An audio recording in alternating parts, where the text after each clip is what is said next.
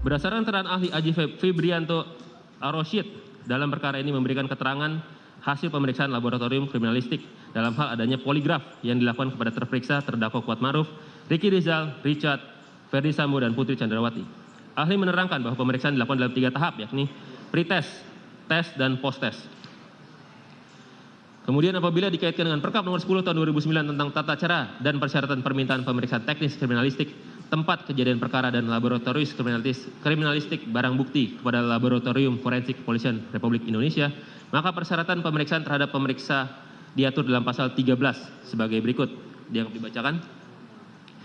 Berdasarkan berbagai tahap tes dan Perkap nomor 10 tahun 2009, maka terhadap keterangan saksi Putri Chandrawati dalam fakta persidangan dinyatakan bahwa saksi Putri Chandrawati mengikuti pemeriksaan poligraf dalam kondisi tertekan dan tidak didampingi oleh psikolog dalam pemeriksaan, terutama pada saat saksi Putri Chandrawati ditanyakan terkait kronologis pada tanggal 7 Juli 2022 di Magelang atas keterangan saksi Putri Chandrawati, maka kami menanggapi sebagai berikut.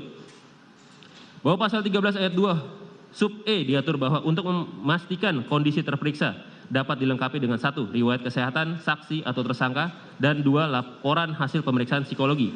Dapat dilihat adanya frase dapat menunjukkan bahwa ketentuan ini bersifat fakultatif dan bukan bersifat imperatif, sehingga terperiksa yang mengikuti serangkaian pemeriksaan tidak dapat digantungkan pada ada tidaknya psikologi yang mendampingi saat pemeriksaan, sehingga keterangan saksi Putri Chandrawati yang mengatakan dalam keadaan tertekan tidaklah dapat diterima sebagai alasan untuk mengatakan bahwa pemeriksaan poligraf dilakukan tidak memenuhi prosedur sebagaimana diatur dalam Perkap nomor 10 tahun 2009. Bahwa berdasarkan keterangan ahli Aji Febrianto Arosyid yang diangkat sumpah dalam pemeriksaan persidangan mengatakan bahwa saksi Putri Chandrawati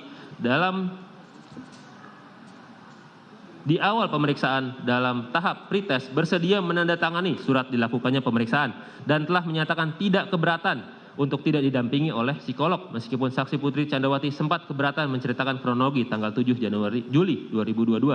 Akan tetapi saksi Putri Chandrawati tetap bersedia melanjutkan pemeriksaan. Berdasarkan keterangan ahli tersebut, maka secara prosedural pemeriksaan terhadap saksi Putri tidaklah melanggar pasal 13 Perkap nomor 10 tahun 2009, sehingga keterangan ahli tersebut adalah admissible serta tidak didapatkan secara melawan hukum. KUHP mengatur bahwa keterangan ahli maupun surat merupakan alat bukti yang sah dalam hukum acara pidana Indonesia. Pengkategorian hasil pemeriksaan poligraf baik sebagai surat maupun keterangan ahli sebagaimana diterangkan oleh Yahya Harap adalah tidak perlu dipermasalahkan karena keduanya merupakan alat bukti dengan kekuatan pembuktian yang bebas. Hasil pemeriksaan poligraf dapat diterima sebagai alat bukti surat sebagaimana dalam putusan nomor 1236 tahun 2014 PN Jaksel atas nama terdakwa Neil Bentleman, maupun sebagai alat bukti keterangan ahli sebagaimana dalam putusan nomor 864 tahun 2015 PN Denpasar atas nama Agus Tai Handamai, dan putusan nomor 863 tahun 2015 atas nama Margaret Christina Megawe.